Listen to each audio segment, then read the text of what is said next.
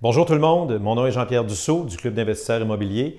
Je suis formateur, coach, accompagnateur. Merci de prendre le temps de regarder cette capsule dans notre volet Vlog IMO, une nouveauté au Club d'investisseurs immobiliers du Québec. Aujourd'hui, le sujet « Toi, tu as combien de portes? » C'est la fameuse question que les gens posent souvent lorsqu'ils s'adressent à un autre investisseur immobilier. Par contre, est-ce que c'est la bonne question? Qu'est-ce qu'on cherche à mesurer? Est-ce qu'on veut se comparer? C'est une notion de rentabilité finalement l'immobilier et non une collection de portes qui peuvent avoir des valeurs très variées. Un 1,5 ne vaut pas la même chose qu'un 5,5 et évidemment le secteur y fait beaucoup.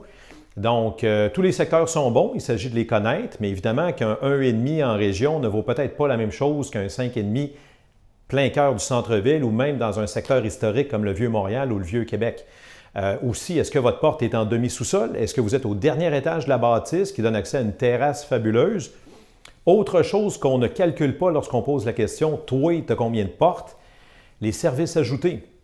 Le Wi-Fi, l'Internet sans fil qu'on peut fournir, peut-être que l'unité est meublée, il y a peut-être un stationnement qui va être loué à part 100, 125, 150 $ et la valeur d'un stationnement au centre-ville peut monter jusqu'à 40 000 $. Mais ça, ce n'est pas dit lorsqu'on pose la question « Toi, tu as combien de portes? » Est-ce qu'il y a une buanderie payante dans la bâtisse? Donc, tous des services qui ajoutent à la qualité de nos portes.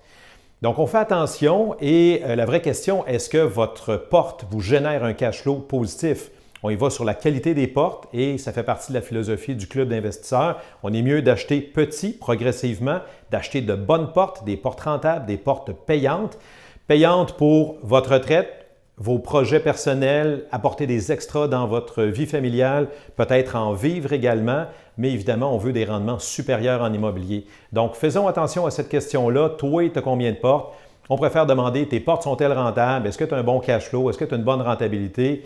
Et ultimement, c'est ce qui construit nos valeurs nettes en immobilier. Donc, j'espère que ça peut vous aider un peu à réfléchir et à ne pas vous ambitionner sur un nombre de portes. Ce n'est pas une mesure de succès. Merci beaucoup. On se dit à la prochaine capsule.